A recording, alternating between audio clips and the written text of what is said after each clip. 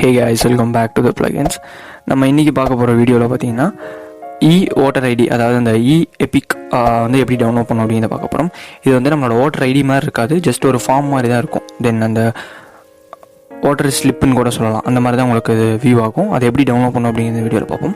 First thing இதோட link இந்த டிஸ்கிரிப்ஷனில் இருக்குது, அந்த வெப்சைட்டோட லிங்க். ஃபஸ்ட் ஜஸ்ட் விசிட் பண்ணிட்டு ஃபர்ஸ்ட் திங் உங்களுக்கு ஒரு அக்கௌண்ட் ஒன்று ஓப்பன் பண்ணணும். அக்கௌண்ட்னா ஜஸ்ட் ஒரு ரெஜிஸ்ட்ரேஷன் ப்ராசஸ் மாதிரி. அந்த ரெஜிஸ்ட்ரேஷன் ப்ராசஸ் அப்படிங்கிறது ஒன்றும் இல்லை, ஜஸ்ட் உங்கள் மொபைல் நம்பர், உங்களோட அந்த எபிக் நம்பர் அப்படின்னு சொல்லுவாங்க. உங்கள் கார்டு வந்து உங்களுக்காக என்ரோல் பண்ணிட்டாங்க அப்படின்னா உங்களுக்கு வந்துடும்.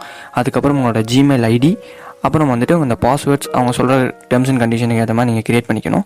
இப்போ பார்த்தீங்கன்னா ஆல்ரெடி நான் க்ரியேட் பண்ணி வச்சுட்டேன். அதனால் வந்துட்டு நான் ஜஸ்ட் அந்த மொபைல் நம்பர், பாஸ்வேர்டும், அந்த கேப்சா, அந்த கீழே கொடுக்குற கேப்சாவையும் கரெக்டாக லாகின் பண்ண அப்படின்னா ஜஸ்ட் நான் லாகின் பண்ணிக்க முடியும்.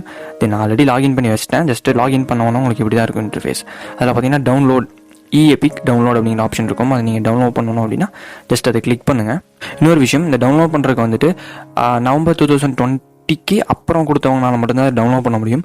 அதுக்கு முன்னாடி ஓட்டர் ஐடி கொடுத்தவங்களாம் டவுன்லோட் பண்ண முடியாது. தென் அது வந்து அந்தந்த டைம் பீரியடுக்கு மட்டும் தான் டவுன்லோட் பண்ணுற மாதிரியான ஆப்ஷன், அதாவது புதுசாக கொடுத்தவங்களுக்கு மட்டும் டவுன்லோட் பண்ணுற மாதிரியான ஆப்ஷன்ஸ் கொடுத்துருப்பாங்க. ஓகேங்களா?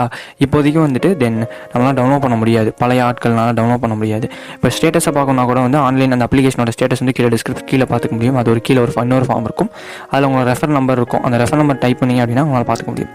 டவுன்லோட் பண்ணணும் அப்படின்னா ஜஸ்ட் அந்த 2 ஆப்ஷன்ஸ் இருக்கும், அந்த எபிக் நம்பர் இல்லை வந்துட்டு இந்த ஃபார்மோட ரெஃபரன்ஸ் நம்பர் அப்படின்னு இருக்கும். அது ரெண்டில் எது இருந்தாலும் நீங்கள் டைப் பண்ணிக்க முடியும். இப்போ அந்த நம்பர் இருக்குது, ஜஸ்ட் என்ன ஸ்டேட் அப்படிங்கிறத கிளிக் பண்ணிக்கோங்க.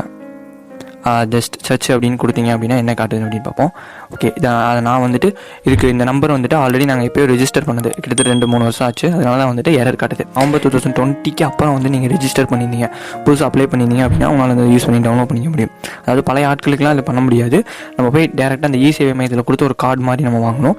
பட் வந்துட்டு புதுசாக அப்ளை பண்ணவங்க வந்துட்டு இப்போ ஒரு ஃபார்ம் மாதிரி, இப்போ அவசரத்துக்கு நம்ம போய் வாங்க முடியாதப்ப ஜஸ்ட் உங்களுக்கு ஒரு ஆன்லைனில் நீங்கள் டவுன்லோட் பண்ணக்கூடிய ஒரு பிடிஎஃப் மாதிரி வரும். இப்போ ஆதார் கார்டு, பேன் கார்டெலாம் ஆன்லைனில் எப்படி ஒரு ஃபார்ம் மாதிரி டவுன்லோட் பண்ணிக்கிறோமோ அதே மாதிரி இந்த இதுவும் ஒரு ஃபார்ம் மாதிரி உங்களுக்கு வரும். தென் முடிஞ்சால் அந்த வீடியோவில் வந்து நான் எக்ஸாம்பிள் கிடச்சது அப்படின்னா அந்த ஃபார்மோட இன்டர்ஃபேஸ் எப்படி இருக்குது அப்படிங்கிறத காட்டுறேன். ஓகேவா? அந்த பேஜ் டவுன்லோட் பண்ண பேஜ் எப்படி இருக்கும் அப்படிங்கிற வீடியோவில் காட்டுறேன்.